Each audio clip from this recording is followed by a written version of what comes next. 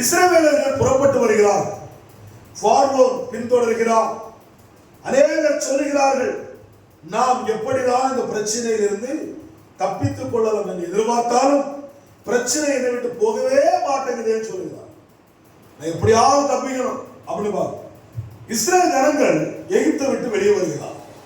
வெளியே வரும்பொழுது பிரச்சனை விட்டு வெளியே வருகிறார். ஆனால் பார்வோன் ராஜா படைகளோடு சேர்ந்து அந்த இஸ்ரவேல் மக்களை பின்தொடர்கிறார். பிரச்சனை பின்தொடர்கிறது.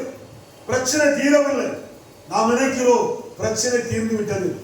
பிரச்சனை வெளியே வர நினைக்கும் பொழுது, பிரச்சனை தொடரும் பொழுது எப்பொழுதுதான் அந்த பிரச்சனை தீருமோ என்று அங்கலாய்க்கிறவர்களை போல எகிப்திலிருந்து வெளிப்பட்ட இஸ்ரவேல் ஜனங்கள் நினைத்தார். கவனிக்க வேண்டும். தொடர்வதற்கு 600 ரதங்களை கொண்டு வருகிறார். 600 ரதங்களை கொண்டு எகிப்து ராஜா இஸ்ரவேல் ஜனங்களை பின்தொடர்கிறார்.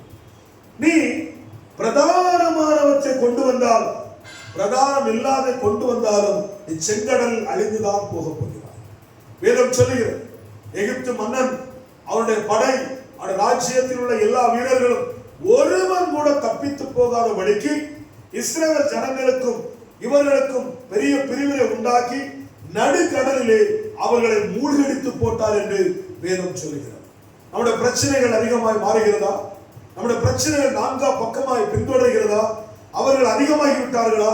கவலைப்பட வேண்டாம். கர்த்தரை நம்புகிற நம்பிக்கையில் நீங்கள் திடமாய் இருக்கும் பொழுது அவர் சர்வ வல்லமையுள்ள தெய்வம் உங்கள் பிரச்சனைகள் எல்லாவற்றையும் ஒரே நேரத்தில் கடலில் மூழ்கடிப்பது போல மூழ்கடித்து அழிப்பதற்கு வல்லமையுள்ள தேவனாக காணப்படுகிறது. ஏனென்றால் நம்முடைய தெய்வம் சர்வ வல்லமையுள்ள தேவனாக காணப்படுகிறது.